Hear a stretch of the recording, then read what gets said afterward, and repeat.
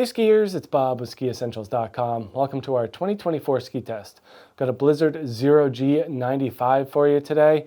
And while some companies are taking more of the hybrid style of approach, even Blizzard with their Hustle series, taking an existing footprint and making it lighter for both uphill and resort style skiing, this Zero G is still more pinned towards the touring and backcountry side of the spectrum, due to its lightweight, its use of carbon, the Polonia and the wood core. This thing returns and is just a wonderful option for backcountry specific and touring skiers.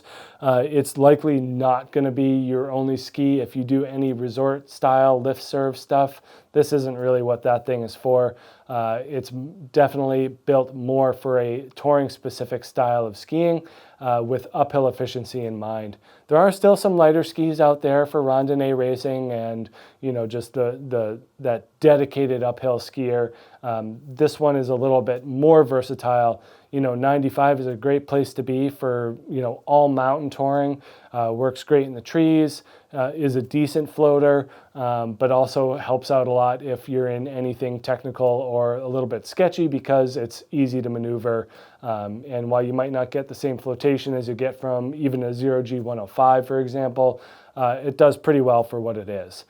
So it is built with a lightweight Polonia wood core. Polonia's got an interesting blend of lightweight and stiff flex, and each time that we get a look at these skis or other skis that are built with Polonia wood core, we're constantly surprised at how stiff they are. And then they add their Carbon Drive 3.0 construction to the mix. So what they're doing is they're basically curving this upper carbon laminate over the ski in specific zones. Anytime you're curving carbon, you're adding a third dimension to that material. You're boosting the stiffness and the responsiveness. They also get their carbon stringers running tip to tail, so that's adding another level of stiffness and agility to the ski.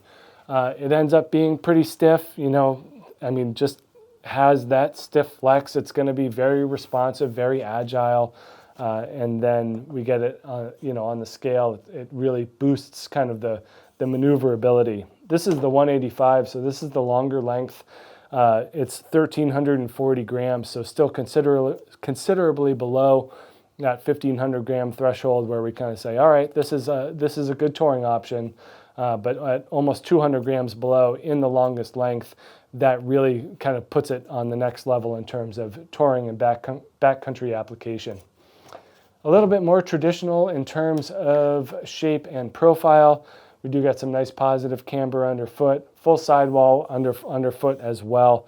But in the tips and tails, we see a little bit more of kind of the Brahma or Bonafide style of splay, where it's not a whole lot of rocker, but a decent distance here. So most of the turned up tip is in the very front of the ski, and that's giving you an initial boost while keeping the base and the effective edge on the long side of the spectrum, and that leads to a smoother overall feeling.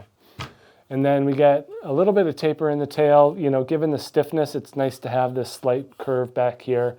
That's just going to make it more accessible and a little bit friendlier, but minimal rocker, minimal splay.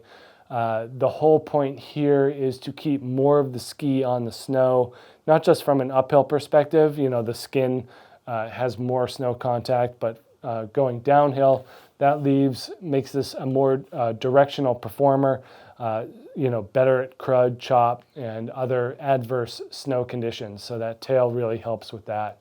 And because it's stiff, because of the carbon, it cuts right through. So pretty cool stuff from Blizzard here, keeping this touring thing alive with this Zero G 95. Make sure you check it out here at SkiEssentials.com, and we'll see you out there on the hill. Bye.